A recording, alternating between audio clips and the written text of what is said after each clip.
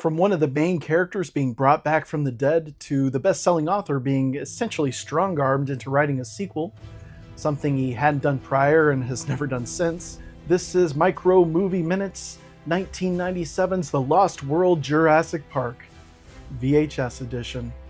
Okay, so maybe strong-arm was a little over the top, but nonetheless, fans are really pressing best-selling author Michael Crichton to write a sequel to his 1990 smash hit novel Jurassic Park, and additionally, Steven Spielberg was looking for some source material to base his sequel on.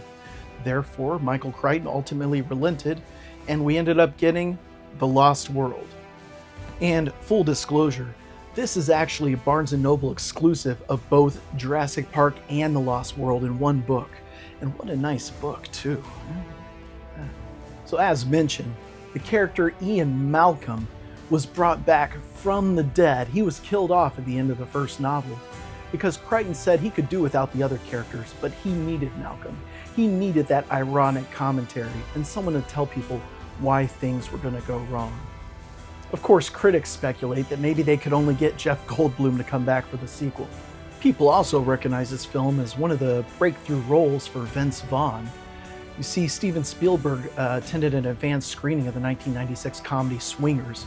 It's actually one of my favorite comedies, a very well-written comedy.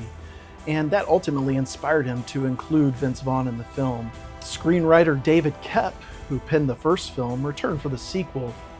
And he taped a fan letter to the computer monitor.